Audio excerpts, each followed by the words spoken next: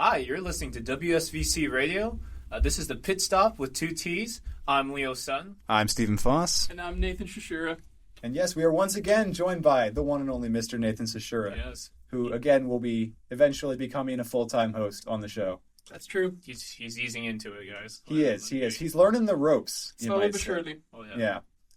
All right, so it's my night to talk about things. Right, Stephen. What do you have for us? I have a story. All right. Picture this, all right? You are in a car driving along historic Route 30 through the hills of our very own lovely Pennsylvania. What time of day is it? Does that matter? Yes. It's the daytime. What season? It's the summertime. When am I driving? The temperature. Really? We need the specifics, man. Okay, you're driving a 1999 Toyota Corolla, and it is 75 and sunny. Thank you. Does that satisfy you? Yeah, thank you. What does this doesn't actually have anything to do with what I'm talking about? Am I hungry? Let me finish the story. Am I thirsty? Let me finish the story. Okay, you're driving along the road. You're on Route 30, which is kind of a twisty road, lots of bends, and you're going over this mountain. And as you come around a corner, boom, ship, just right there, right on the. There's a turn. There's a ship, just right there on the edge of the road. And you're like, what? What is that? Well, Exactly. You have just stumbled upon the SS Grandview Point Hotel, which was a hotel in the shape of a boat. And yes, this is random, and yes, this is why I chose this topic, because it is so incredibly silly. And I'm a silly fellow who enjoys silly things. Like boats? I actually am afraid of boats. Let's not get into that. All them watch Titanic. Is it like the I Truman did. Show? Okay, People listen. fear I water? watched Titanic. I covered my eyes for the scenes that the boat was sinking because it was scary. So you kept them open for the other one. Wait, that is a bad look, honestly. Okay, He didn't deny it. moving moving on to the topic of the boat hotel. Let's get into it. We're just gonna. Right, yeah, we're gonna just gloss past that one because I want to. So Why do you want to?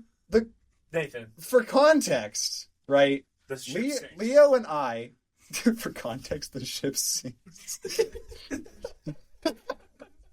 Okay, Leo, the reason I know about this place is because Leo and I were driving to Gettysburg to buy something that I'm not going to get into it, but we were buying his scooter, all right? And as we're driving on Route 30, and he mentions that there was a boat hotel, and this piqued my interest, and I was like, please tell me more. So he Googled it, we fell down the rabbit hole. That's how we got here. Right. I had to cover this. It was my duty, really, to share this with the world, that this is a thing that existed, and it's a thing that was funny. So here we go. This hotel was first built in the year of 1927 by a man. I deeply apologize. He was a man, not a ma'am. It was a man. His name was Herbert Paulson. He was an entrepreneur from Turtle Creek, and he had often come to this like curve in Route 30 that looked out over this beautiful, spacious valley. And it was a popular spot for like people who were traveling to stop, stretch their legs, look at the pretty scenery. Pennsylvania is pretty sometimes. It's rare, but it happens. And this was one of those places that was just like, ooh, pretty spot. So this was a spot, and it had an official name called Grandview Point. And since he knew that a lot of people like to stop here on trips, he decided, you know what? I can sell this, bought that land, and decided to build a hotel on it. So, let's see. Let me check my notes here. So originally, when they first built the hotel, it didn't look like a boat. It looked like a castle, which is, yeah, it's still weird, but it's not boat weird. It was called the Grandview Point Hotel. It was 4 stories tall, and it was between 2 large cities, Stoystown and Bedford. It was right about midway between the two of them. They're about 25 miles apart. And back in like the olden days when cars didn't really go that fast, it would be a good stop to like stop and spend the night if you were kind of stuck between the two cities and you didn't have to go all the way into Bedford or something like that. So This is gonna okay. I swear, like every time I tell a story, I feel like I get into like specific things that are kind of boring. But I have to tell you about these specific things because they're important to the story. All right. So the building was the brainchild of Herbert Paulson, and it was designed by an architect named Alfred B. Sinhuber, who I believe was from Scandinavia, if I'm remembering That correctly. sounds like a name. It's not an American name, but then they gave the construction was overseen by two different men named Louis Francie and Emilio Rosso, and they were chosen by Paulson because they all lived in Turtle Creek, which is a very hilly area. And Paulson said, "quote I just thought that they'd be good at building stuff on steep hillsides. They didn't actually have much experience designing and building houses or anything like that. He just thought, oh yeah, they know how to build stuff because they live on hills. That's why he chose them." And then, Okay. in 1930, and keep in mind that the hotel was built and opened in 1927, so it's 1930, 3 years after the hotel opens, Paulson has an idea. He was looking over the valley, and it's so high up, it's on a mountain, right near the summit, and it was so high up that you could look down, and when the clouds kind of covered the valley, he thought, that kind of looks like the ocean. So he grabbed the two guys who oversaw construction, Louis Francie and Emilio Rosso, and he took them on a hunting trip. And while they were on the hunting trip, he pitched them the idea of converting the hotel, which was brand new, 3 years old, and converting it into a ship. Just redoing the whole thing, converting it into a ship, which would be incredibly expensive and not really necessary. All three of them talked it over and were like, you know what? That'd be really cool. Let's do it. That's like, I don't know, you and I go golfing, and I just suggest that we turn our newly made McDonald's into a Starbucks or something. Yeah. Right. It doesn't make any sense. Like, it's a brand new thing. Why would you change it? But Paulson said that it would be cool, and so that's exactly what they did. And starting in 1931, they just tore off all the facades, and they started rebuilding it. And it was not easy at all, because they wanted to expand it. And in doing so, they had to drill into the mountain, which was so high up that there wasn't much rock to build off of. So they had to drill 35 feet down, which was incredibly expensive. Also, they added a whole nother fifth floor to the top of the building, and then they had to style the building to look like a ship. So it was incredibly expensive. And like, why would they do this? I mean, often the things in history where they say it'd be cool to do it are the things we remember. This is true. Stonehenge, the pyramids. Leo's obsession with Stonehenge What's makes it the into an matter with episode. Stonehenge? Finally, we've mentioned Stonehenge. Yes. Stonehenge emoji. Next episode, Stonehenge. On the pit stop. On the pit stop. Oh, yeah, that's a really easy one to get to from St. Vincent. Right. But, yeah, I mean, they are going to England in the spring. this is That's true. true. Yeah, That's very they're true. going to take an England trip, and I think they're going to stop at Stonehenge, right? They are going to stop at Stonehenge. Yeah. Anyway, the rebuilt hotel was finished on Memorial Day of 1932, and it was renamed as the SS Grandview Point Hotel. It got a lot of nicknames, the most popular one being the Ship Hotel or the Ship of the I Alleghenies. thought you said something else.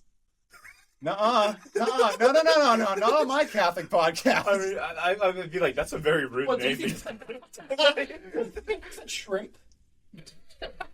That's Yeah, the shrimp hotel. Yeah. PG rated podcast over here. Feces. I don't like shrimp. No. Shrimp. Anyway, like before, the ship had a really good view. Like a grand view. A grand view, Yeah. you might say. But they made a claim saying that you could see all the way to Maryland and West Virginia's borders from the hotel, and like 7 different counties. Now, is that true?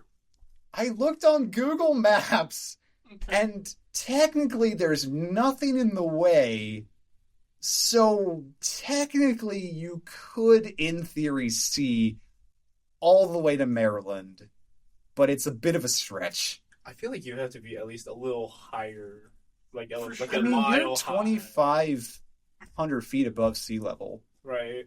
I mean, yeah, the Alleghenies are not very tall mountains, but still, It's not much when you're saying you look at Maryland or West Virginia. You're just seeing the same thing. yeah, it doesn't look any different. That's the other thing is, but they were really proud of this, and they posted it right on the side of the building itself, like right in view of the road, both sides, so everyone could see it. They were incredibly proud of this. Maybe if the mountains keep like eroding, we'll see it better.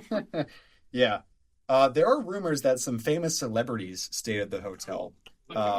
Calvin Coolidge, Henry Ford, Thomas Edison. Wait, also, when you first think of famous people, yeah. Ooh, Calvin Coolidge. I like Silent Cal and all, but that's just not what I was expecting you to Yeah, say. okay, well, this is also like, it's a sleepy hotel in the Allegheny Mountains. Like, if Calvin Coolidge stayed there, which isn't even confirmed, it's not even confirmed if any of these people actually stayed at the hotel. There's just evidence to support that they did. It'd be a weird thing that I could, like, I don't think they would drive the entirety of Route 30 to get there. I think they probably got on a train on, like, a town overhead and then drove there, if that was the possibility. Yeah, I don't really know how often that Calvin Coolidge or Thomas Edison would just be driving Route 30 to get somewhere. Although, it is kind of cool because Route 30 was like, it connected the East and West. Maybe they had a reason to. First transatlantic highway. Right. That's kind of like nifty. they didn't think anyone would be there or something. Yeah, we don't really know. That's really anyway, strange. moving on with the story. The Paulson family, Herbert Paulson, built the hotel. His family continued to own and operate the hotel all the way up until 1978.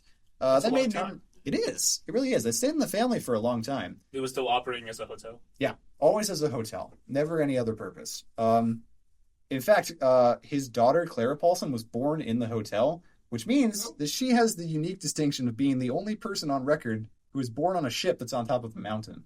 Wow. Yeah, it's kind of a weird distinction. Anywho, they kept making changes to the hotel over time, trying to keep it modern, keep it relevant, all that kind of jazz. But eventually, they sold the hotel to a different family called the Loyas. The Loyas.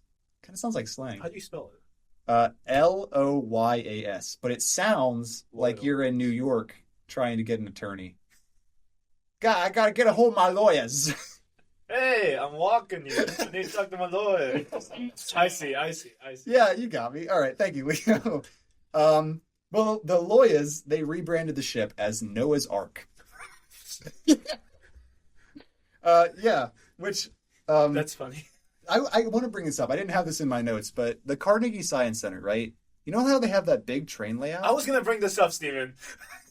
Why didn't you? Because you're the one telling the story. You could have brought additional evidence. Not until we were done talking about the story. Okay, anyway, if you guys ever go to the Carnegie Science Center, they have a big train layout with a bunch of like O scale, O gauge. Yeah, okay. Well, they have a lot of trains. Yeah, but they also have like sculpted Third out. floor. Yes, on the third floor, and they've sculpted out like a bunch of neat things from Pennsylvania history, Pennsylvania countryside. Noah's Ark is on the layout. It's on top of a mountain, and there's just a boat up there, and I think it actually like rocks back and forth. Which the actual ship it didn't do that, but you know what? Sure, A for effort. I mean, it's a model train layout. You are literally God. Ah, yes, the trains. They love me. All right. Anyway, oh, this is kind of cool, actually. So the new owner of the hotel successfully petitioned the state of Pennsylvania to change the name of Grandview Point to Mount Ararat, which is like in the Bible, like the place where Noah's Ark ended up. Did I say that right? Ararat? I don't think so. I'm really sorry if I just offended the Jewish community or the Catholic community or just everybody in general. Sorry about that. But no, they actually like it's Mount Ararat now. It still is to this day, Mount Ararat. How do you spell it again? Let me see. Welcome to A-R Spelling Edition. It's the Pit Stop Grammar Edition. It's Spelling Bee. Are you smarter than a third grader? It is Ararat. Ararat. Ariat? Ariat? No, that's like a clothing brand, right? Ariat? Ariat. Oh, okay. I think Anyway. Yeah, we're off topic. Yeah, we are off topic. We're in the weeds now. Are you saying we're like off course? We are. We're all confused. We're like a boat on top of a mountain. We don't even know where we are. Anyway, late 1980s, the hotel closed. Guess the Loyas, they couldn't keep it open anymore. Customer rates. Also, I did put this in my notes that the PA Turnpike was open, and that kind of took a lot of traffic away from Route 30. Yeah, that would do it. That kind of contributed to its Demise. I can't imagine driving on Route 30 now with that much traffic, if you think about it. Yeah, It's it would be like- insane. That part of like where the hotel used to be is just, it's very narrow. Right, it's on a mountain.